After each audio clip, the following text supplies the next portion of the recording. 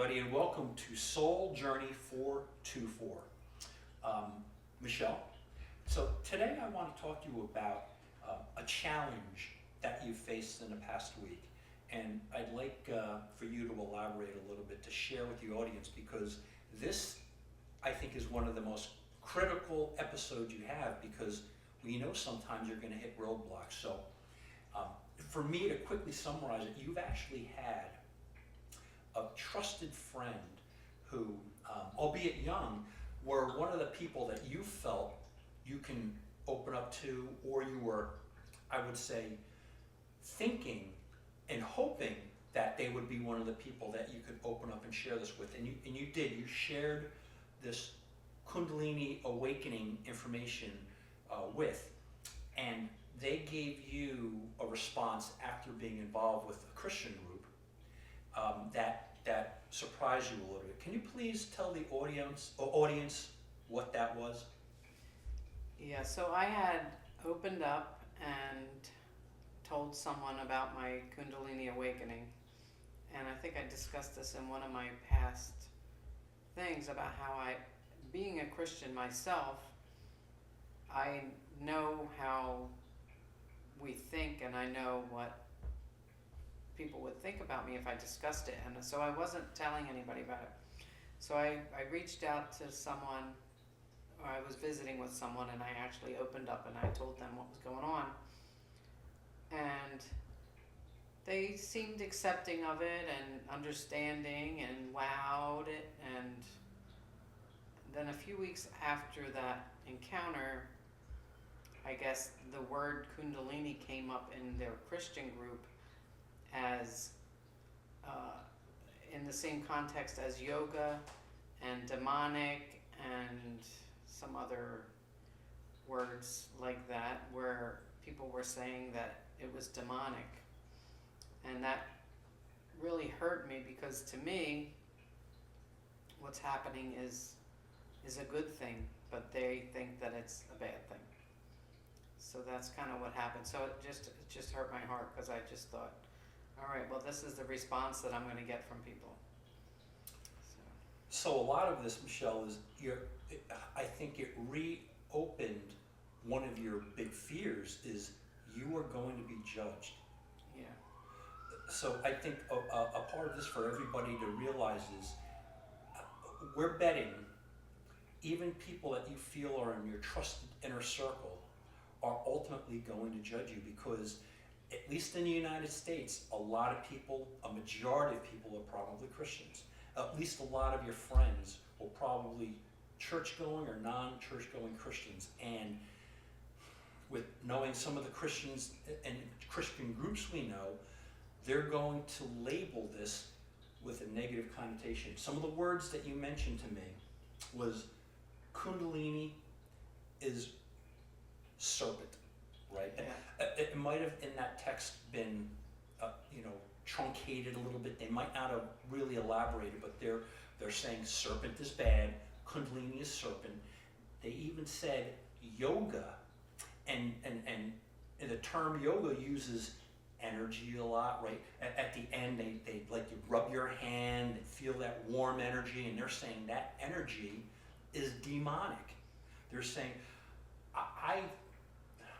I find it hard to believe in any realm that would consider yoga to be evil, that yoga to be demonic, right? I think a lot of it, they're terms that are used, but I don't think yoga is generally thought of as a demonic practice. But some extreme sects of Christianity might. So I think you're really hurt, or you're a little disappointed, because somebody that you trusted is sort of judging you now. Right. And although she said that there was no judgment and that she was just concerned about me, I don't even know how it made me feel. It made me feel sad, because to me, I feel connected. I feel connected to, I'm not saying I don't believe in God. I do believe in God. I believe that God, of the universe that created all things, I feel connected emotionally, physically, I feel the energy in my body. So I feel connected, but not everybody sees it that way. They think that I'm possessed, which is when it first started happening to me, I actually thought that myself with my Christian background. But the feeling that I feel is just pure love. It's just it's unconditional love, and I've learned how to love myself. But of course, I'm not perfect. I still have feelings. I still get hurt when people say things that hurt me, or I feel misunderstood. I guess because I was always a people pleaser, and I was always trying to make everybody happy and keep everybody happy and just be that person that everybody would go to, and now I'm finding unconditional love, and I'm giving myself unconditional love, that it's hard to separate myself or integrate this into my life as it is. So you actually did take a chance by communicating to this person about this, right? It was a Yeah. risk. Yeah. I would say overall it was probably a risk worth taking.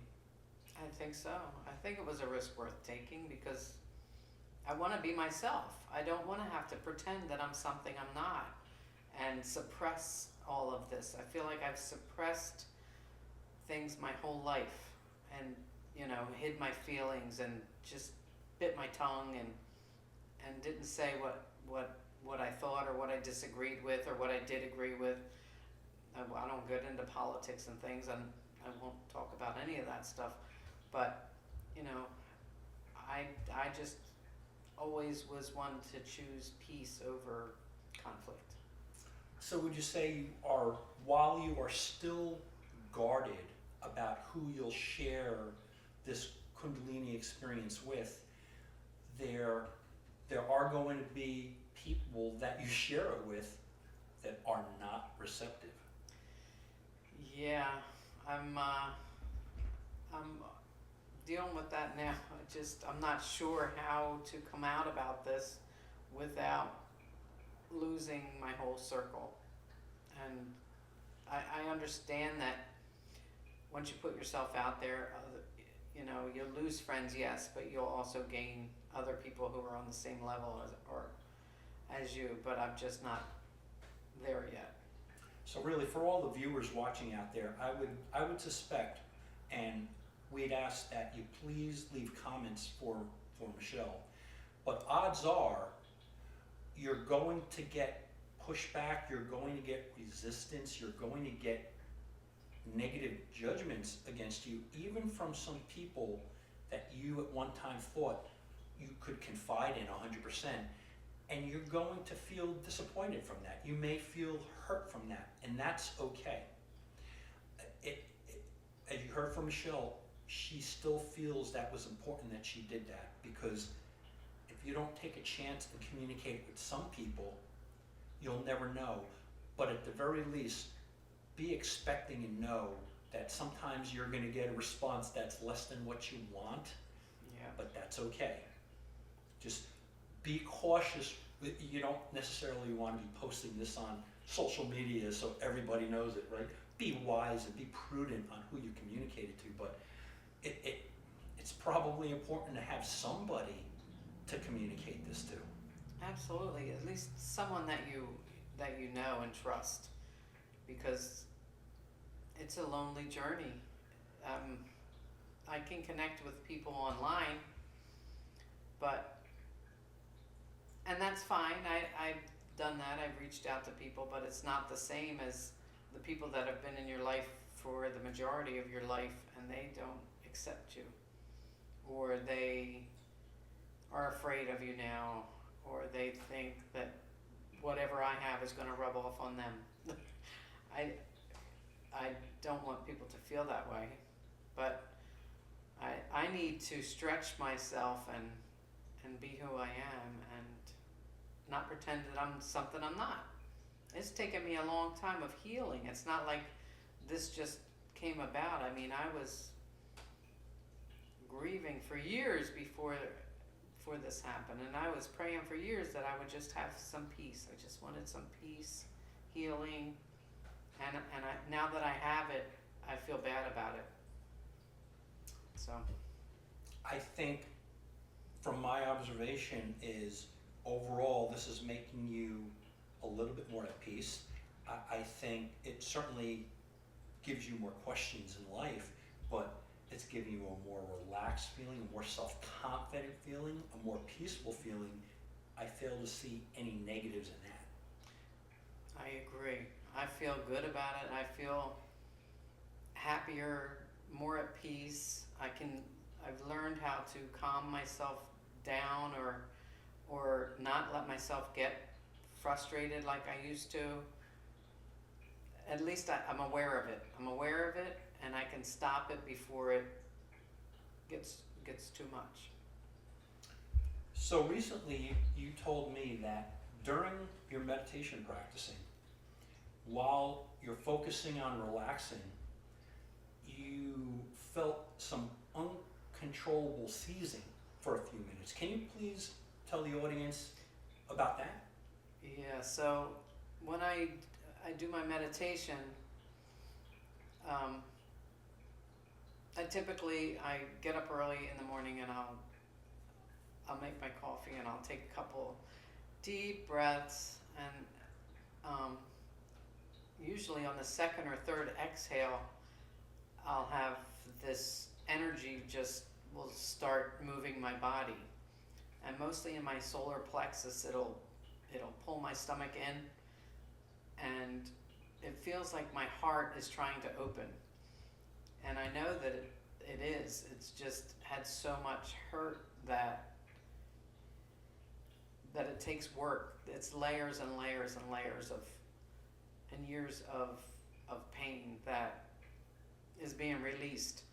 So when my body it'll start in my solar plexus, open my heart, and then I'll feel it, the energy so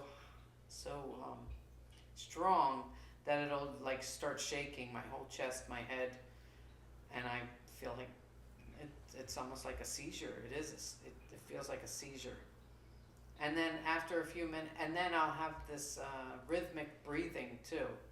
So this rhythmic breathing will come while I'm seizing. My breathing changes, and it's just it's rhythmic. And then all of a sudden it releases, and then it's like an exhale, and I just okay.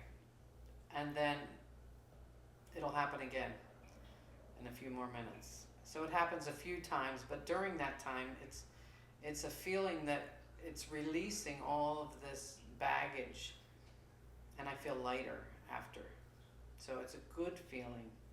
It's like releasing all the hurts, and it makes me feel good. So even though this was unexpected, it feels good. It feels good, yeah. So with all of that, we kind of shared this before, because you were mentioning that you feel emotionally that you're juggling a lot of different balls, a lot of roles. Yeah. Sort of two jobs. Yeah. You're also now juggling this Kundalini, this whole soul journey 424 world. You're also juggling, and because of that, not that the people you work with are aware of it, but if they were, they would probably most certainly say, don't spend so much time on your soul journey stuff. Focus on your jobs, right? They would more than likely try to have you de-emphasize that, but Right. Tell us what the Soul Journey 424 is doing for your life. So, I don't get paid anything for it, but what it's doing is it's healing my soul, and that's why I called it Soul Journey, because it's a journey of a soul, of a grieving mother, and the way that we grow through what happens in our life. I believe that everything happens for a reason. I don't believe in coincidence anymore. I just believe that what's happening now is meant to happen now, and it wasn't ready to happen 5 years ago or whenever. Now is the time, and I'm receiving. I want to receive the healings that, I want to receive fullness of life. I want to receive that now. I've never had it, and I like it, and it feels good, and it's almost like I'm finding how to be myself, the real me, the me that was pressed down, the me that always tried to please everybody else and not myself. Always put myself on the back burner. So now this makes me feel happy, and I like it, and I don't care if I don't get paid or if I'm, it's more important to me to be happy and fulfilled than it is to make money. So emotionally, you're prioritizing you. It's my turn, yeah. And in a lot of ways, this is not only making you more peaceful, it's giving you more self-confidence, but generally, this really is proof positive that you are now focusing on your mental and emotional well-being. Absolutely. Very, very important stuff right there. It is, because I'm no good to anybody else if I don't fix what's the hurt that's in me, that's going on in me. Now, those things may have triggered my internal journey, because I would say, why am I not more successful? Why do I have all this? It's like I kept hitting roadblocks or hardships, or something would happen, and I would say, what's wrong with me? I kept saying, what's wrong with me? And which made me take a deep look at myself and inside myself, and I realized that I had a lot of work to do. You don't just heal overnight. You can't just erase the things that happen to you. You have to work on them. It's work, and a lot of people don't do the work.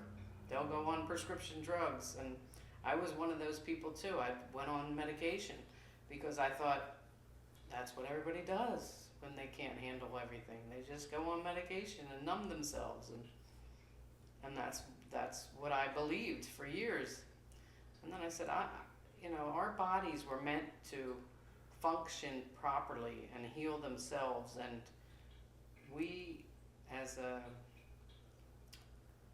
in humanity and human beings, we have gotten so out of homeostasis that our bodies become ill.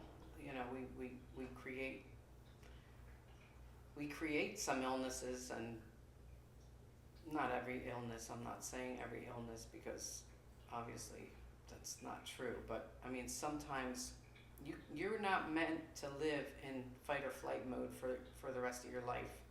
Your body's going to shut down.